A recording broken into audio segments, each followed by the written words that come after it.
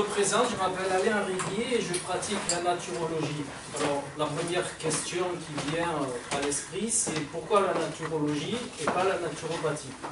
Alors, la petite différence entre les deux, c'est que la naturologie, en plus des outils de la naturopathie, inclut l'approche quantique de la santé, ainsi que l'épigénétique et aussi la correction comportementale des programmes inadaptés de l'être. Voilà, c'est les quelques outils supplémentaires à la naturopathie. Et quant à la... Pourquoi logie? Parce que naturopathie, ça vient de pathos, maladie et souffrance. Et dans l'approche quantique, comme tout est vibratoire et tout est information, j'ai préféré logie qui inclut, qui veut dire, dans son étymologie, ça veut dire étude. D'accord? Parce qu'en tant que naturologue, je dis toujours, je ne guéris pas, je ne soigne pas.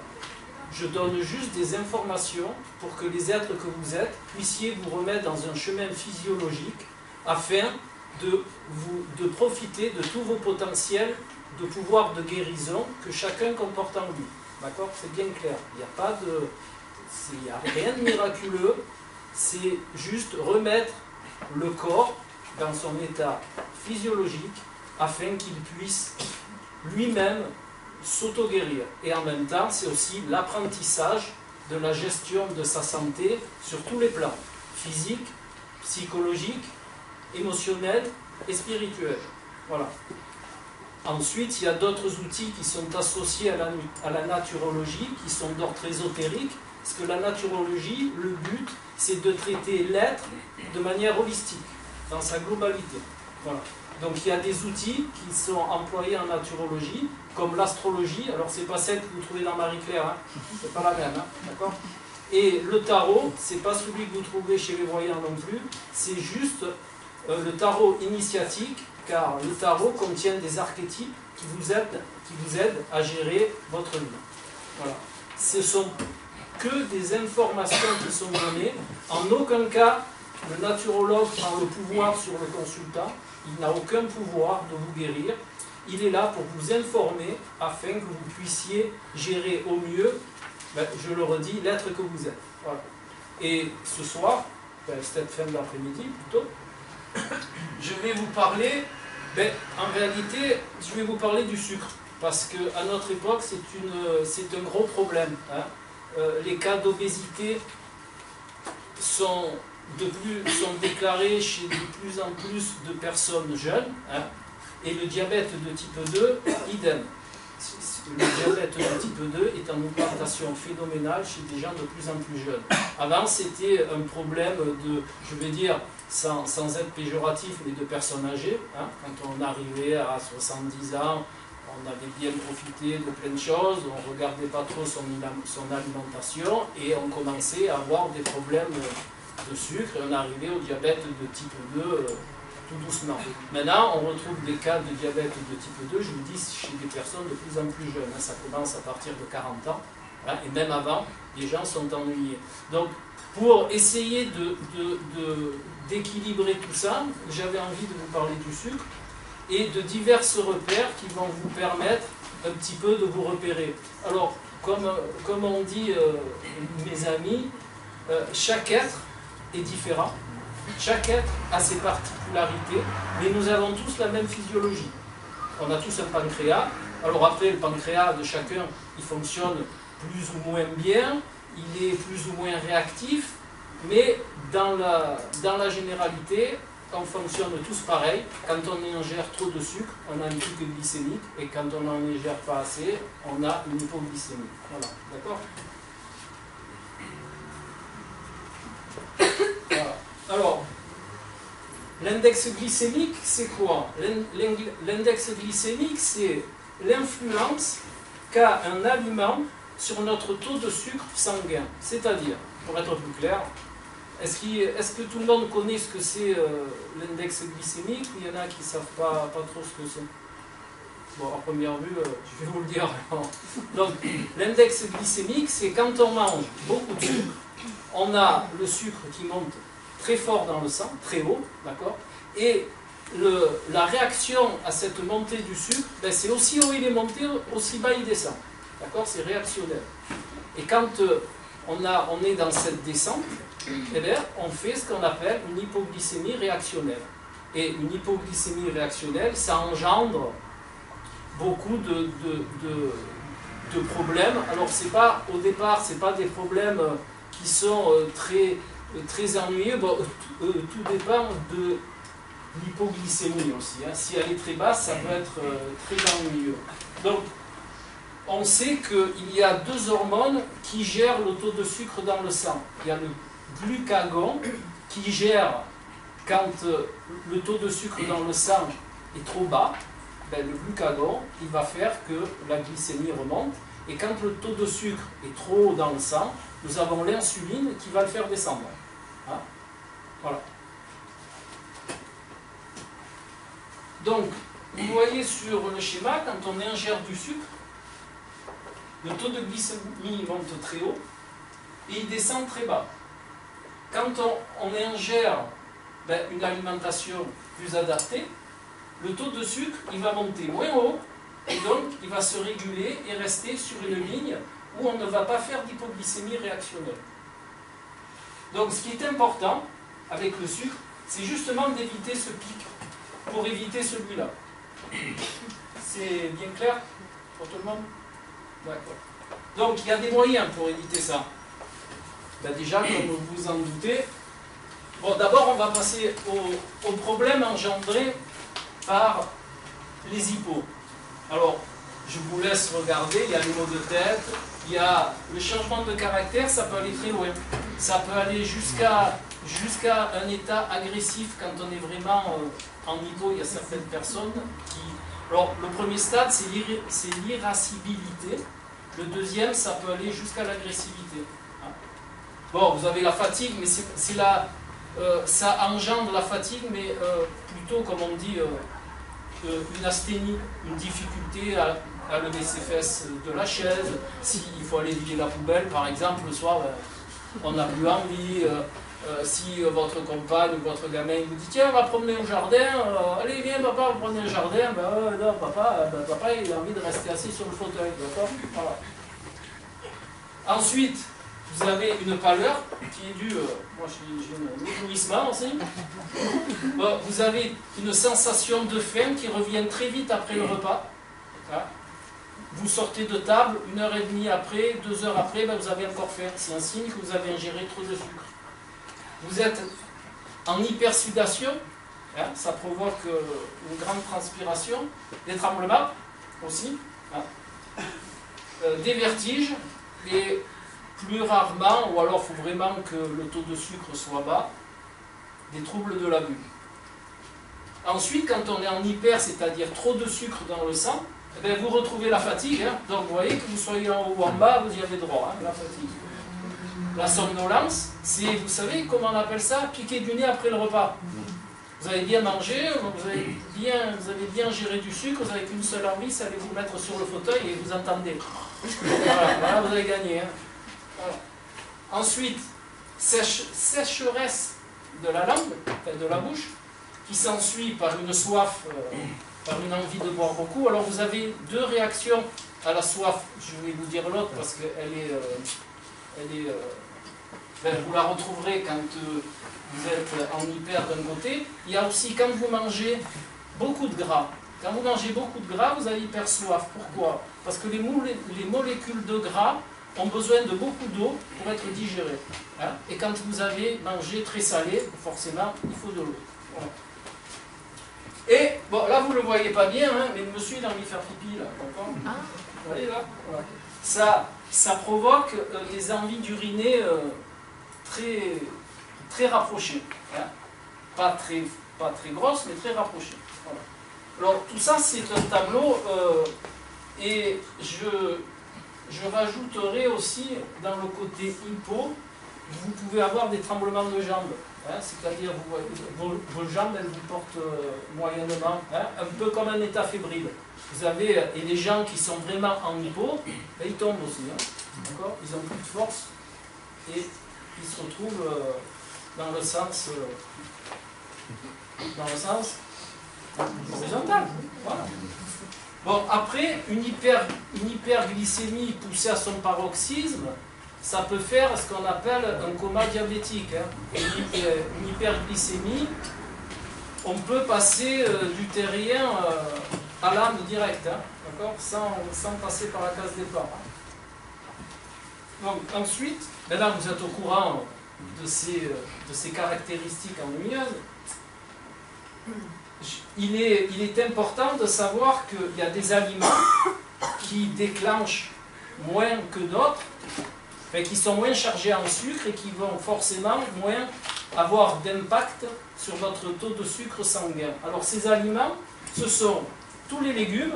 Alors, il y a des exceptions hein, dont on va parler après. Tous les légumes, toutes les graines germées, tous les oléagineux, toutes les légumineuses et les fruits. Ah, les fruits, sauf ceux qui sont marqués là. Pastèque, melon, je vais marquer, pastèque, melon. Les cerises aussi, elles ont un fort impact sur la glycémie. Les dattes, normalement, devraient être réservées qu'aux sportifs, hein, parce que c'est très chargé en sucre. Après, vous pouvez manger une ou deux dattes, ça ne va pas vous tuer non plus. Hein. Mais sachez que pour les fêtes qui vont arriver, si vous mangez 10 dattes dans la soirée, ben déjà votre taux de sucre il est en l'air. Et tout ce qui est fruits secs. Les fruits secs, pourquoi ils sont chargés en sucre? Ben, c'est très facile, parce que comme ils ont perdu leur eau, ils sont concentrés. Hein. C'est une concentration les fruits secs. C'est pour ça que beaucoup de sportifs en consomment, parce que c'est le fruit, mais hyper concentré. Hein. Donc tout est concentré dedans. Aussi bien les vitamines, les sels minéraux, tout ça, que le sucre. Hein. D'accord? Alors, pour la facilité, parce que c'est vrai que dans la vie, on n'a pas toujours le temps. Dans la vie, ben, on n'est pas toujours prêt à calculer l'index glycémique du machin quand on va faire le repas du soir, où il y a les gamins, le mari, tout ça au milieu, on est rentré tard. Bon, voilà. Alors, je vous ai mis, je ne travaille pas avec lui, hein, j'ai rien à voir, je touche rien avec lui, avec Sieur Montignac, mais par contre, il a sur internet, sur son site, vous tapez n'importe quel aliment, il vous donne l'index glycémique. Ça va vite, c'est rapide, et par rapport à tout ce que vous pouvez trouver sur le net, les listes longues, moins longues, tout ça, il est beaucoup plus fiable, parce que sur internet, vous trouvez tout et n'importe quoi hein, dans l'index glycémique des aliments. Donc le plus fiable, c'est lui. Voilà. Après, il y a autre chose qui est très fiable. Hein. Je vous le dis maintenant, comme ça je ne vous le dirai pas après. Vous achetez un dextro, vous faites un repas, vous piquez, c'est très rapide, ça fait un petit peu mal. Et au moins, vous avez votre taux de sucre dans le sang direct. Alors, il faut être, il faut être un petit peu dans l'expérimentation des choses, parce que tout ce que je vous dis, je ne parle que par expérimentation. Ce que je n'ai pas expérimenté, je n'en parle pas. Voilà. Donc, moi j'ai expérimenté, en tant qu'ancien sportif de haut niveau, ben, j'ai expérimenté beaucoup d'aliments, j'ai pris aliment par aliment pour voir comment je réagissais, et j'ai fait des dextros à chaque fois, et je me suis fait des repas types. Maintenant, qui durent dans le temps, puisque voilà, de temps en temps je contrôle, parce qu'en vieillissant, eh bien, le pancréas il ne fonctionne plus comme à 20 ans. Hein, voilà. Donc de temps en temps je contrôle si ça fonctionne toujours pareil. Donc si vraiment vous voulez savoir comment réagit votre pancréas, ben, vous investissez dans un dextro, ça ne coûte pas très cher, je crois que ça coûte une centaine d'euros, et ça dure un temps phénoménal. Et comme ça, vous pouvez voir comment vous faire votre propre liste. Hein, votre propre liste. Alors, juste pour information, l'index glycémique est donné par rapport au saccharose, hein, qui est listé à 100, et le fructose qui est listé à 20. Hein. Donc, plus c'est haut dans l'index glycémique, et plus c'est chargé en sucre, et plus l'index est bas, et moins c'est chargé en sucre. Donc, saccharose 100, fructose 20. Et entre tout ça, ben, vous avez tous les aliments. Donc, ça c'est pour la liste, mais pour votre dextro à vous, si vous faites des dextros après manger, alors déjà c'est une heure et demie après le repas, vous faites votre dextro, il faut être en dessous de 140. c'est-à-dire d'un gramme 4 de sucre dans le sang, c'est la limite maximum après un repas qui est à peu près correct. Hein. Et environ 3-4 heures après, il faut être revenu aux alentours des 1 gramme de glycémie. D'accord? C'est clair? Oui. Bon. Très bien. Ensuite, alors, ça, c'est très facile, l'index glycémique, c'est très bien, mais ça a un inconvénient, c'est que ça ne donne pas par rapport à la quantité que vous mangez. D'accord? Si, par exemple, vous mangez, allez, je vais dire, des haricots, non, mettons une pomme. D'accord? Une pomme, c'est un index glycémique de 30. Voilà. Et ça contient à peu près... le fruit, hein, j'entends, pas le jus, pas le dérivé. Le fruit en lui-même, ça contient 11 grammes de sucre à peu près pour une pomme qui fait 120 grammes. Hein. Donc, vous mangez une pomme, comme elle est avec la peau, hein, je précise, c'est important. Donc vous mangez votre pomme, alors et bio aussi, parce qu'une pomme, vous mangez avec la peau, pas bio, c'est très mauvais. Voilà. Donc vous mangez votre pomme, tranquille. Alors, pomme, index glycémique 30. Vous en mangez une, c'est très bien. Mais si vous faites comme certains, dont je fais partie des fois, ben je mange 4-5 pommes, donc vous multipliez et vous retrouvez avec un taux de sucre dans le sang trop important de par la quantité. D'accord? Voilà. Donc, il a été fait en rapport de l'index glycémique, la charge glycémique. Alors, c'est comme l'index, mais par contre, la charge glycémique tient compte de la quantité d'aliments ingérés, ce qui est plus malin quand même, mais plus compliqué à calculer. Voilà. Donc, si vous voulez avoir une idée réelle de l'aliment dans sa quantité, c'est la charge glycémique qu'il faut calculer. Alors, la charge glycémique, c'est un petit peu plus compliqué, mais vous le faites pour les aliments que vous ingérez le plus souvent, et comme ça, ça vous donne une idée. Vous n'avez pas besoin de le faire tous les jours. Hein, vous le faites une fois ou deux sur les, je sais pas, sur les 10 aliments que vous ingérez le plus souvent, et vous avez une idée directe de l'influence de cet aliment, de la quantité de cet aliment sur votre taux de sucre dans le sang. Donc, la formule, c'est l'index glycémique que vous allez chercher chez Montignac, parce que c'est plus fiable, hein, d'accord ? Vous la multipliez par la quantité de glucides. Alors vous avez des tables, vous trouvez des tables très bien faites sur Internet. Hein. La quantité de glucides de la pomme. Vous n'avez pas trouvé bizarre que je ne vous ai pas parlé de calories? Non? Bon. Ben, je vais vous en parler maintenant. Alors. Voilà. Donc, ça c'est très bien. Mais dans la perspective, par exemple, d'une perte de poids, il faut en plus mettre le critère des calories, pour les raisons que je vous ai données. Cacahuètes, index glycémique bas, amandes, index glycémique bas, mais c'est 650 calories au 100 grammes.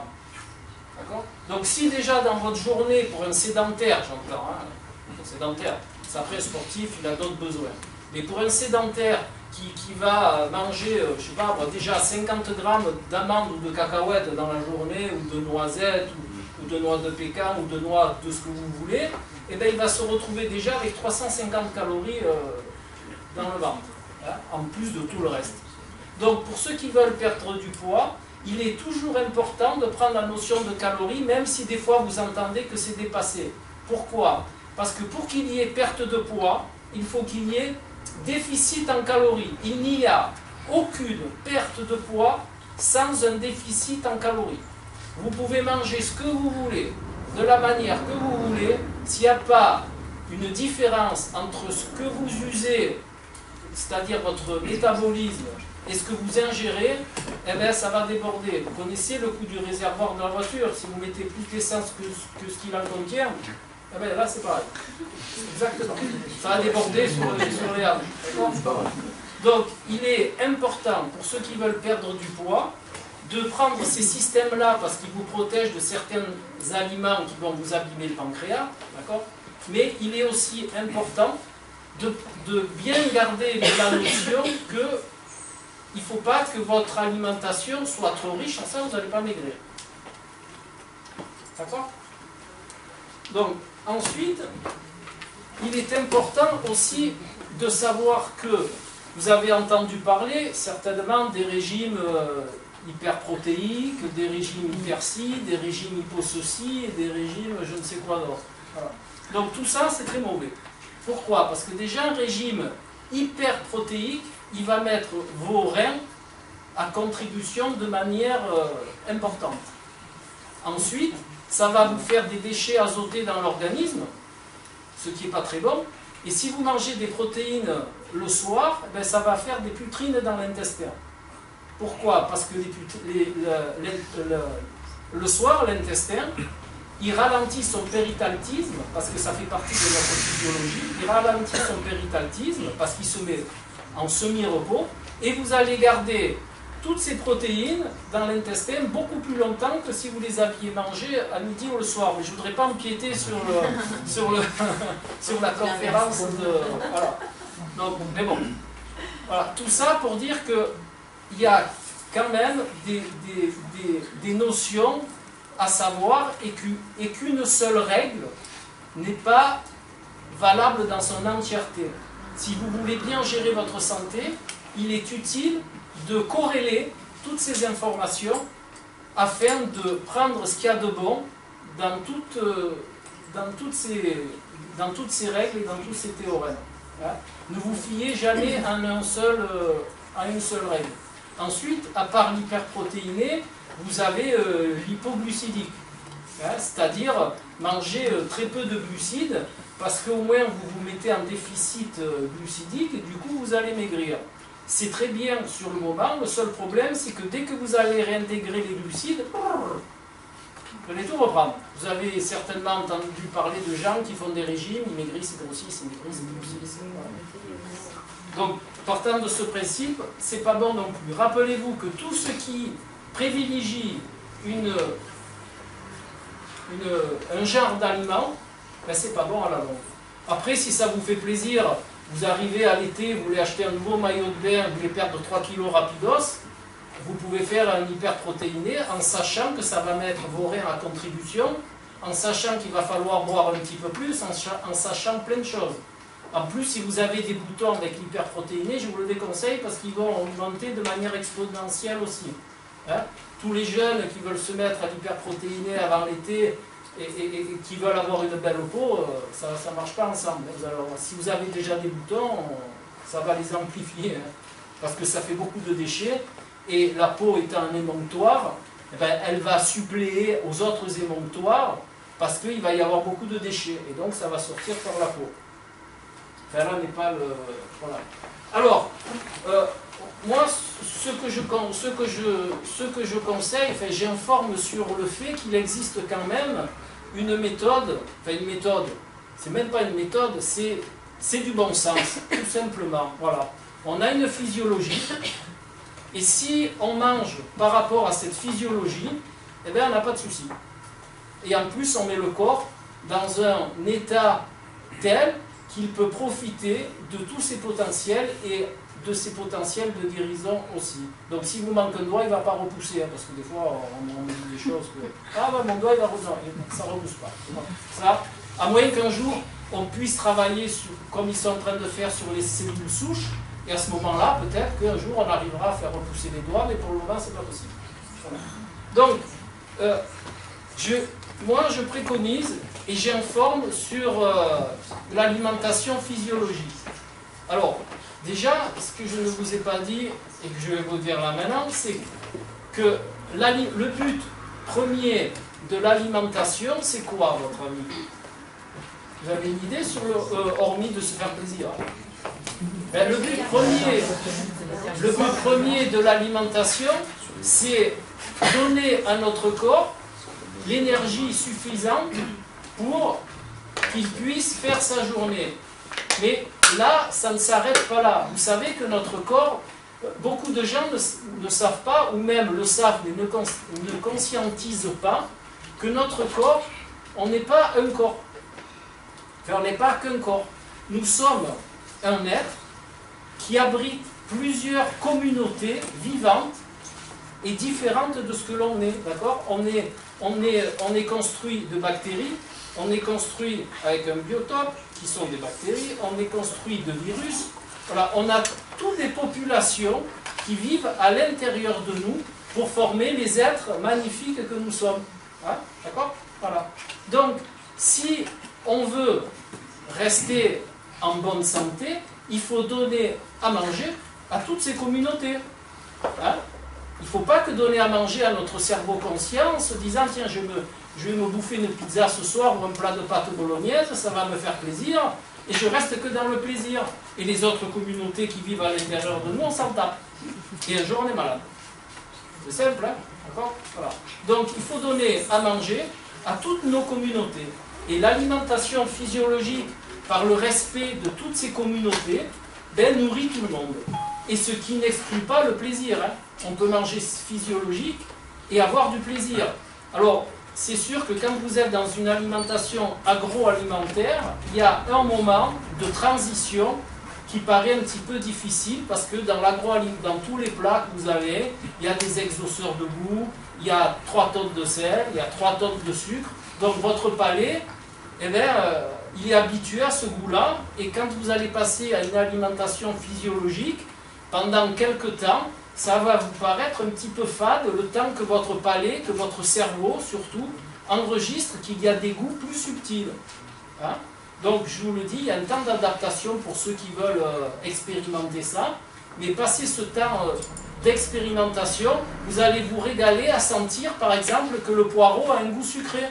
Vous savez que le poireau a un goût sucré? Non, parce que vous êtes brûlé. Vous êtes brûlé par le sucre et par tous ces exhausteurs de lait. Voilà.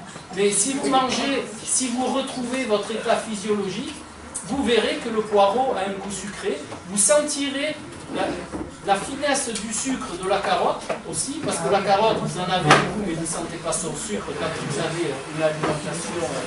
Et à contrario, quand vous êtes revenu à une alimentation comme ça, le jour où vous mangez une glace, ne serait-ce qu'une glace à Guindaz, ben vous ne pourrez pas la manger parce qu'elle va vous brûler tellement il y a du sucre. D'accord? Bien que le froid anesthésie un peu le palais, donc au bout de 2-3 cuillères, quand votre bouche elle est bien anesthésiée, à ce moment-là, vous pouvez tout lui donner, il y a tout qui passe. Donc, tout ça pour vous dire que l'alimentation physiologique, elle vous informe que la nature n'a pas besoin d'être modifiée. Elle a tout ce qu'il faut. Si vous mangez un fruit dans son entièreté, le sucre il ne vous ennuiera pas. Pourquoi? Parce qu'il y a des fibres, d'accord? Il y a de la pectine, il y a tout ce qu'il faut pour que ce sucre il soit assimilé de manière adéquate. Voilà. Alors que si vous prenez un jus de pomme, vous êtes en vrac. Pourquoi? Parce que on extrait quelque chose. Partez du principe qu'en alimentation physiologique, du moment que l'on extrait, ben, on tire qu'un principe du totem de l'aliment et forcément, c'est pas très bon pour le corps. Voilà.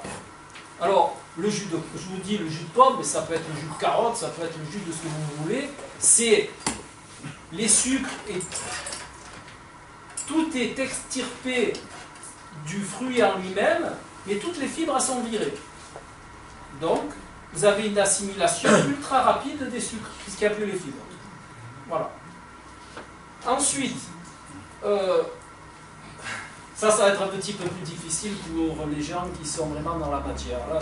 Alors, prenez-le au sens où vous voulez. Si vous avez des questions un petit peu plus approfondies, je vais le passer très vite parce que ben, c'est un petit peu plus, voilà, un petit peu plus spirituel, je vais dire. Mais c'est prouvé, hein, ce que je vous dis. Alors, l'approche quantique dans l'alimentation physiologique, c'est quoi?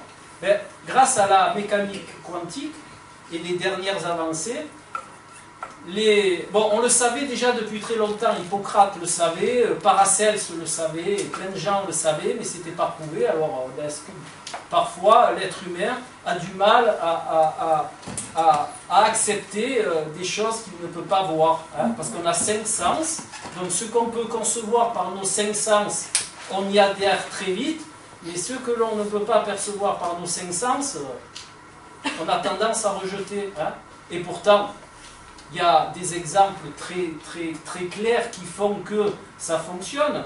Quand vous allumez votre poste de radio, Pogo ou FM, vous entendez du son. Et le son, c'est pas le monsieur qui est à côté de vous avec le micro, hein.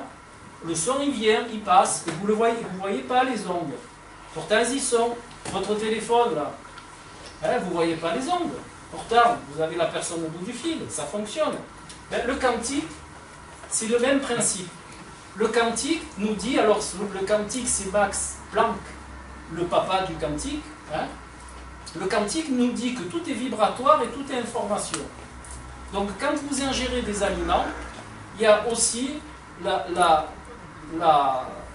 densité informationnelle et vibratoire de l'aliment. C'est pour ça que manger des poules qui ont été élevées dans des cages à 10 mètres du sol, elles sont porteuses de certaines vibrations, comme tous les êtres que nous sommes porteurs de vibrations, et forcément vous ingérez des vibrations et des informations qui ne sont pas de bonne aloi, et au bout d'un temps, eh bien, ça va vous rendre en mauvaise santé. Alors, vous y adhérez, vous y adhérez pas, c'est un problème, moi je vous en informe. Et si vous voulez plus de renseignements, ben, vous allez sur Internet, et vous faites quelques années de quantique, et vous verrez, vous en arriverez à la même conclusion que moi.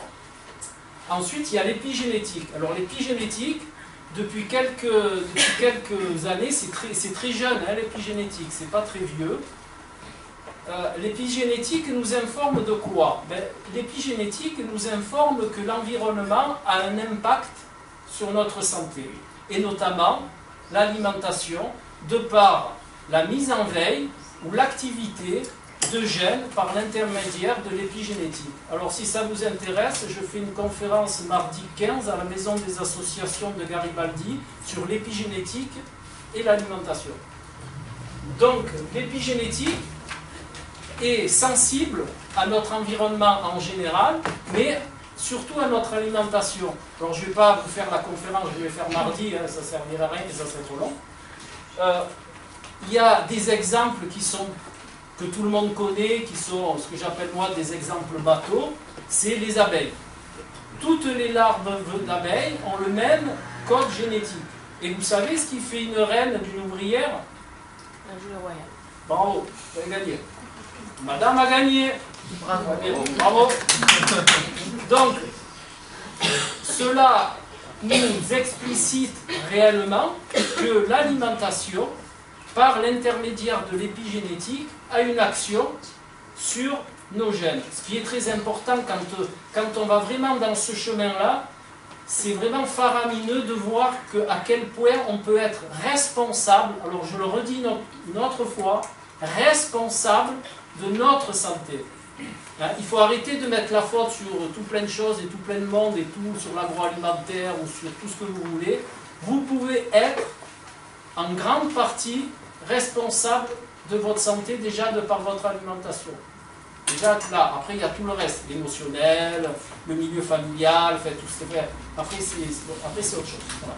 Donc vous savez que par l'épigénétique, vous pouvez influencer votre santé. Alors il y a un autre exemple, hormis l'abeille de madame, qui est moins connu, ce sont les tortues.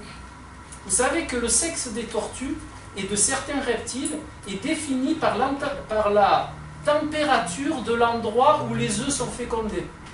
Ça vous embouche un coin, ça? D'accord? Que le sexe, il soit déterminé par la température extérieure de l'endroit où l'œuf est fécondé. C'est pas beau, ça? Il n'y a pas plus bel exemple d'intervention de l'environnement sur les êtres que nous sommes, parce que ce soit des reptiles, que ce soit des abeilles, je vous signale que ce sont des êtres qui vivent sur Terre au même titre que nous. Hein. On n'est pas le sommet de l'évolution, on n'est pas ci, on n'est pas là, et on est autant en interaction avec notre environnement que le sont les abeilles, que le sont les tortues, ou tout autre être vivant, ou même de notre microcosme. Hein. Alors ce que je ne vous ai pas dit sur le quantique, c'est que la mécanique quantique, elle, prône que le quantique n'a une influence que sur le microcosme et pas sur le macrocosme. Vous savez ce que c'est? L'infiniment petit, l'infiniment grand. Alors, quand on sait que... Alors, là-dessus, il y a eu des débats, des théories, tout ça, plein. Mais en réalité, nous sommes faits de microcosmes. Hein? Toutes les bactéries qu'on a à l'intérieur, tous les virus et tout le reste qui nous compose, parce qu'ils nous composent, eh bien, on est un macrocosme fait de microcosmes. Et le quantique, donc, a une influence sur nous de par ce principe. Ensuite, alors ça, c'est le plus dur. Hein. Ôter les produits préparés et raffinés. Ça vous tue à petit feu. Voilà. Je vous dirais que ça. Hein. Alors, les produits raffinés, tout ça, c'est tout. Vous pouvez tout le prendre à la baille. Ça, c'est une histoire à la baille. À la baille, ça veut dire à la mer. Ça veut dire à la poubelle. Hein. D'accord, voilà. Donc, là-dessus, je ne peux rien vous dire. Il n'y a pas quelque chose qui est moins mauvais ou meilleur. Il y a tout à la baille. Voilà. D'accord. Alors, ça, ben, je vous en ai déjà parlé, c'est déguster leurs aliments dans leur état basique et dans leur entièreté. Une pomme, c'est une pomme. Vous mangez une pomme. Vous ne mangez pas le jus, vous ne buvez pas le jus, pas la compote, pas le ci, pas le là, c'est la pomme. Voilà. C'est très bon, une pomme. Une banane, c'est une banane. Hein? Le jus de banane, ça existe en plus. Ils sont même arrivés à faire ça. Produit préparé, est-ce que par exemple un paquet de pâtes, c'est un produit préparé? Les pâtes, c'est index glycémique 75, donc vous pouvez les prendre à la pâte. Et si on prend les pâtes complètes? Les pâtes complètes, C'est sans du sucre dedans, non? non, c'est pas vraiment, c'est moins rapide que les pâtes blanches, voilà, mais le seul problème, les pâtes complètes, si vous les prenez bio, oui. Mais si vous les prenez à Carrefour pas bio, le problème c'est que tous les pesticides ils sont dans l'écorce du blé. Donc vous les retrouvez dans vos pâtes complètes ou pain complet ou tout complet ce que vous voulez. Si c'est pas bio, c'est encore plus chargé en pesticides que ce qui est raffiné. Puisque c'est dans l'écorce que se trouve tout ce qui a été, tous les pandages. D'accord? Ça veut dire plus faire des gâteaux, plus de faim, tout ça c'est à la. Non, mais il y a manière de le faire que je vais vous... C'est nous qui Et faisons rien, les juste une question. Qu'est-ce que tu penses alors des extracteurs de jus dans le sens où ils sont un mouvement qui les recommande parce que ça apporte une reminéralisation beaucoup plus rapide que si on devait manger 50 pommes, de même que les pommes vu que la terre maintenant elle est pauvre, elles sont également moins chargées en nutriments. Alors, les extracteurs de jus, j'en suis un consommateur. Hein. Ah, je vous dis le contraire tout à l'heure. Ah, mais j'en suis un consommateur déjà pour 3 raisons. La première raison, je fais 15 à 16 heures de sport par semaine. Donc j'ai besoin de me revitaliser. J'ai besoin d'un gros apport de micronutriments, de vitamines et de tout le reste. Ensuite, je ne fais pas comme les stars à la télé, je ne le prends pas à la place de la nourriture. Je le prends justement en plus. Parce que l'apport dont j'ai besoin est largement supérieur à la moyenne, donc je fais des jus. La troisième raison, les jus je les consomme sur le vélo. Quand je pars 6-7 heures à vélo, je consomme les jus sur le vélo. Donc tous les sucres ils sont automatiquement... et en même temps je me recharge. La consommation de jus en plus, oui, et toujours accompagnée de fibres. On peut consommer des jus, mais ce qu'il faut dire aussi, c'est que les jus doivent être des jus de légumes. Hein. Ce n'est pas des jus de fruits. Hein. C'est pas pomme plus, je sais pas, plus fraise, plus... Bon, vous pouvez mettre une pomme dans votre jus. Mais moi, si vous voulez un exemple de jus, vous allez sur mon site, vous avez des recettes de jus à perte de vue. Moi, par exemple, je mets, quand je pars à vélo, hein, je mets fenouil, carotte, betterave, parce que la betterave, ça augmente l'oxygénation des cellules. Sur le site aussi, vous avez 150 articles sur tous les légumes et leurs trucs et leurs machins. Et ensuite, je mets une pomme, une seule, ça suffit largement. Et puis après, je mets ce qu'il y a de saison.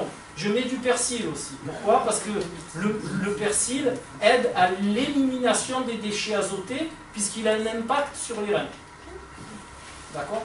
Donc, de par ses pouvoirs sur les reins, le persil vous aide à éliminer les toxines que vous faites pendant le sport.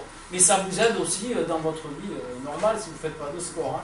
Mais les jus ne sont pas exclusivement des jus de fruits. Hein. C'est des jus de légumes bien cernés. Et ce n'est pas 3 litres par jour. Pour un sédentaire, un verre de jus vert suffit. Par contre, je vous dirais juste une chose. Il est peut-être préférable de mettre certains légumes verts en jus. Alors ça se discute, hein, on pourrait en parler toute la soirée, mais ce n'est pas le but. Par exemple, tout ce qui est épinard, ça contient de l'acide oxalique qui est un petit peu ennuyeux pour les reins, pour ceux qui ont une tendance à faire des calculs rénaux, par exemple. Donc en jus, il passe mieux que cuit. Voilà. Parce que cuit, l'acide oxalique agit plus sur les reins que cru. Donc ça, c'est par rapport, c'est ce que je vous ai dit, on est tous différents. Donc c'est par rapport à votre sensibilité. Moi, je sais que je mange les épinards et je bois des jus d'épinards depuis 25 ans et je n'ai pas fait de calcul rénaux. Voilà. Maintenant, il n'est pas dit que j'en fasse pas, mais jusqu'à l'heure actuelle, j'en ai pas fait. Et je connais des gens qui en ont fait. D'accord ? Donc ça, c'est par rapport à la sensibilité de chacun. Voilà. Après, ça c'est quelque chose de bon sens. Hein. Régalez-vous de simplicité. Les lasagnes, c'est bon pour le mental et le laps de temps où vous les mangez. Et peut-être une demi-heure après manger. Après, c'est... Vous mettez 3 jours, vous en remettre. Et les fêtes, c'est pareil. Les fêtes, c'est bien un repas. Et si vous mangez pendant 10 jours, tous les jours, avec je sais pas, des dindes, des machines, votre organisme, vous le mettez, votre aide, vous le mettez à plat et vous allez mettre 1 mois, 2 mois à essayer de récupérer gentiment. En plus après, à la galette. Et après, à la galette. Alors imaginez-vous, une galette par jour, on ne s'en sort plus. Et l'alimentation physiologique, de tout ce que j'ai pu expérimenter et faire expérimenter, parce que je coach pas mal de triathlètes qui font des Ironman, je coach aussi ce que j'appelle des Monsieur Muscle. C'est pas mon truc, mais bon, voilà. Et c'est vraiment une prévention santé indéniable. Si vous arrivez à mettre ça en place, vous allez vous sentir quelqu'un d'autre. Déjà, vous allez avoir plus de pêche, parce que tout ce que vous conscientisez pas vraiment, c'est le retour que j'en ai de toutes les consultations que je fais. Ce que vous ne conscientisez pas vraiment, c'est que quand on mange mal, on met une énergie phénoménale dans la digestion, et toute cette énergie qui est mise dans la digestion, vous ne l'avez pas dans les muscles, et votre corps ne récupère pas toute cette vitalité pour s'auto-guérir ou s'auto-gérer ou pour rester au maximum de ses potentiels. D'accord ? Alors vous allez me dire, pour certains qui sont vraiment dans le chemin de l'agroalimentaire et qui n'ont pas encore bien perçu ces choses-là, et le plaisir, je vous garantis qu'on a plaisir à manger basique, ce qui n'exclut pas, de temps en temps, si vous voulez aller manger une pizza, vous allez manger une pizza. Mais il faut que ça reste occasionnel. Si vous voulez aller chez Häagen-Dazs ou chez Harlequin, c'est très bon aussi. Je ne touche rien chez eux, hein. C'est bon. Voilà. Eh bien, vous pouvez y aller. On n'est pas dans un sacerdoce, on ne se fouette pas. Il faut retrouver les êtres que vous êtes. Vous n'êtes pas né pour ingurgiter du Nutella, pour ingurgiter toutes ces choses-là qui vous tuent à petit feu, non de non. Vous êtes des êtres qui êtes là pour vous nourrir de choses que la nature elle vous donne. Enfin, en passant par certains marchands et en payant, mais en attendant, la nature elle vous le donne. Moi j'ai une petite question concernant les adolescents garçons qui ont une faim énorme. Même quand on ne fait pas des produits préparés, comme des légumes, etc., est-ce qu'il y a vraiment un type d'aliment pour cet âge qui est sain et qui cale quoi, parce que, qui cale, vous pouvez essayer de lui donner en plus des amandes et des noix qui a un pouvoir énergétique et en même temps les amandes non grillées et non salées, hein, je ne vous fais pas dire ce que je n'ai pas dit. Parce qu'après on me dit, moi j'en mange, mais sans grillé salé. Non grillé, non salé, vous pouvez lui donner des noix, faire toute la famille des noix s'il n'est pas allergique. Vous savez que l'agroalimentaire vous rend allergique aussi, hein, d'accord ? En plus du reste. Mais non. Donc vous pouvez lui donner ça, vous pouvez lui donner des bananes qui contiennent beaucoup d'ATP. Pour les jeunes, c'est très bon.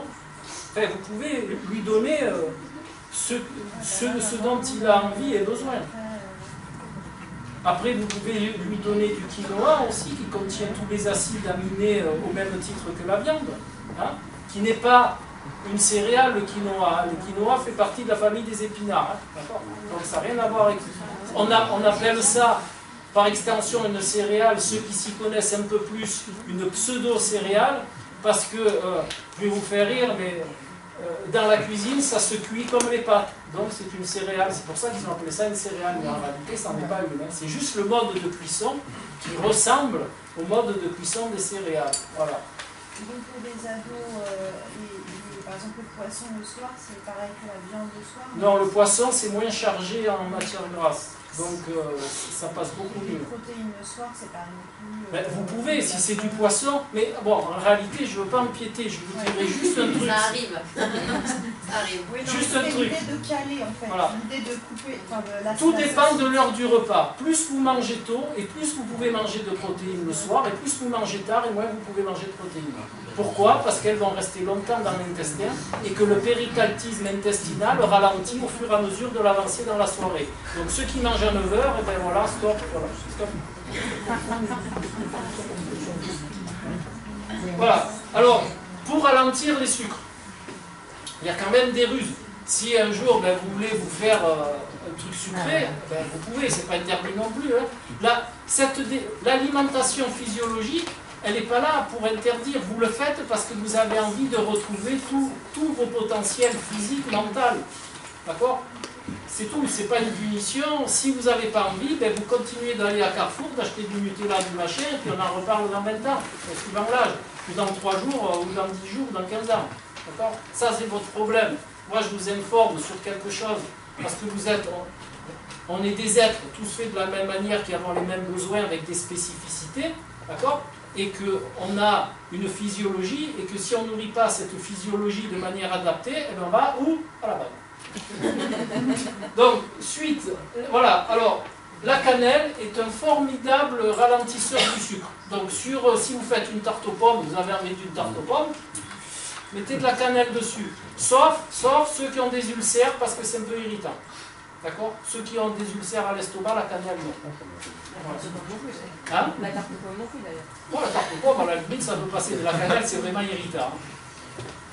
Ah, après, vous pouvez prendre du Gaviscon, manger la tarte aux pommes, reprendre du Gaviscon, et ça passe très bien aussi. Vous mettez 3 kg d'aluminium avec le Gaviscon, et on se retrouve avec un Alzheimer un petit peu de temps après. Mais c'est pas le sujet.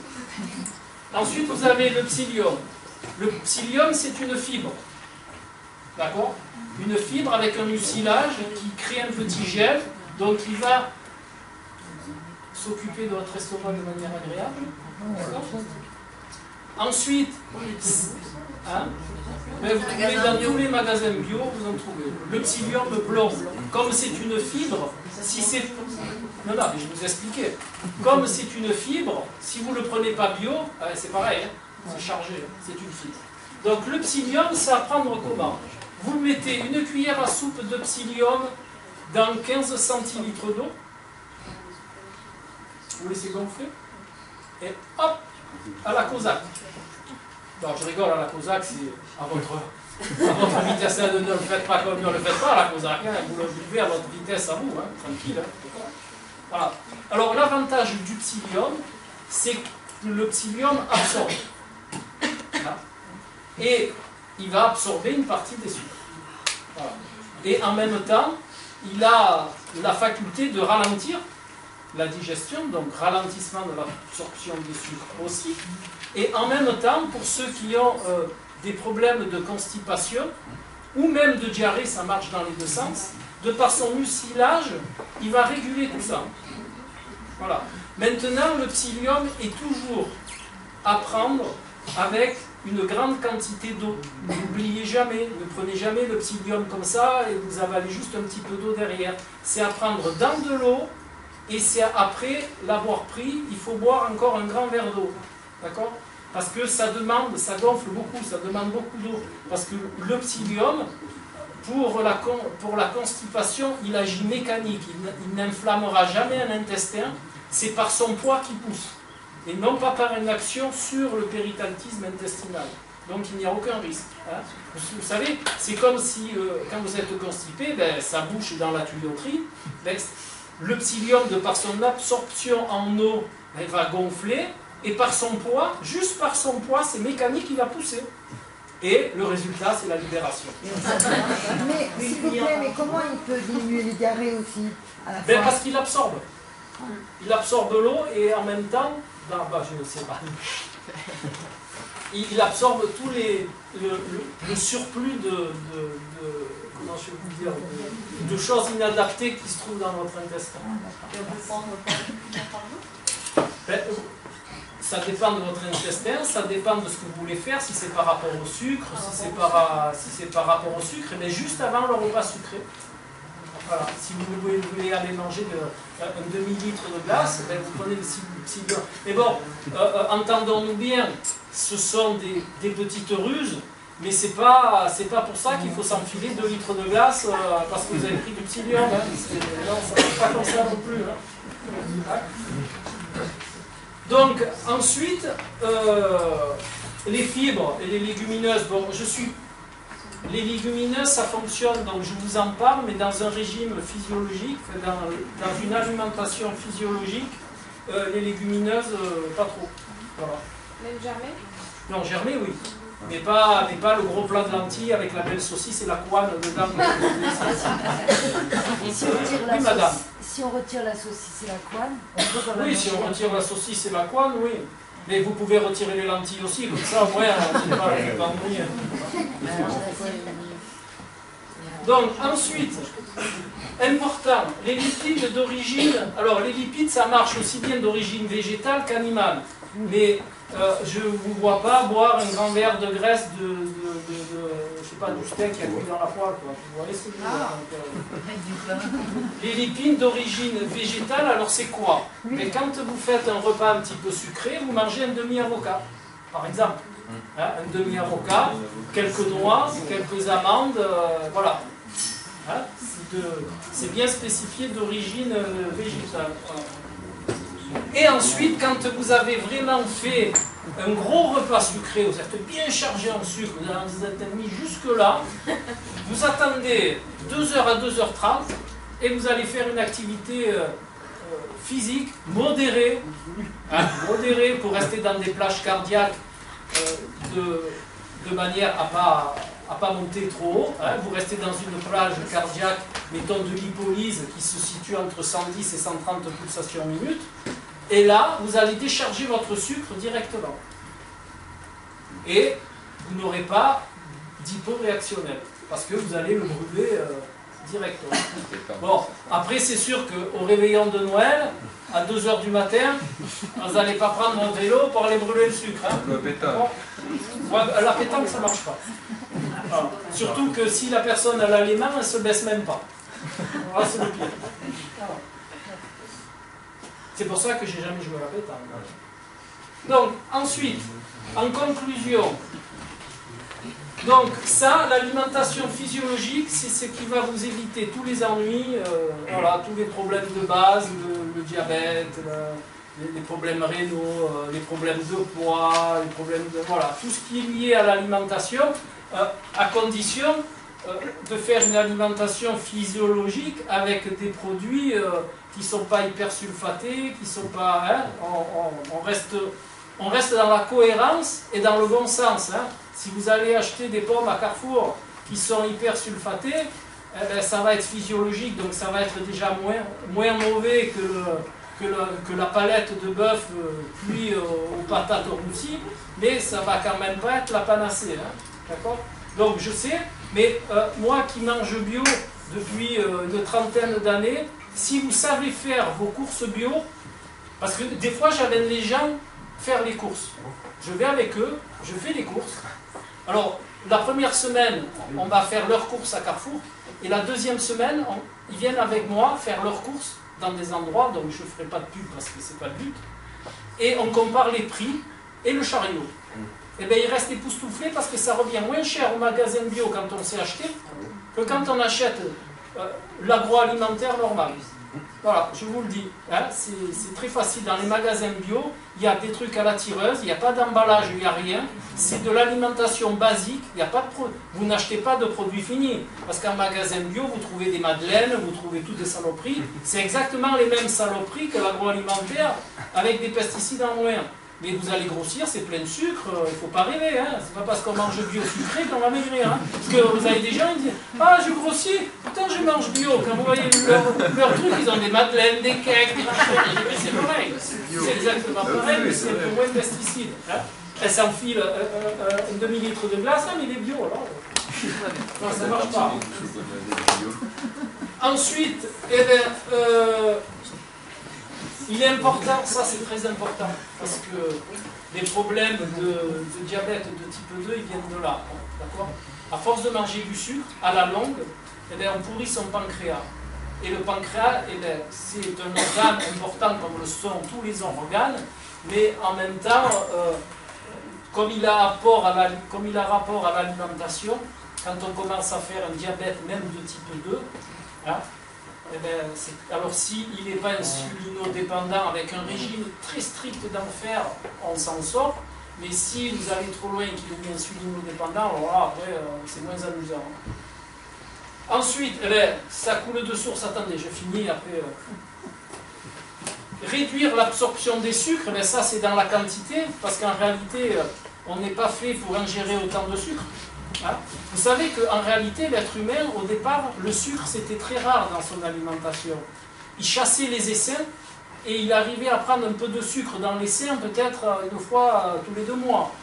Alors que nous, l'agroalimentaire, elle nous le met devant le nez. Alors c'est un besoin limbique, ça vient de notre hérédité d'être humain.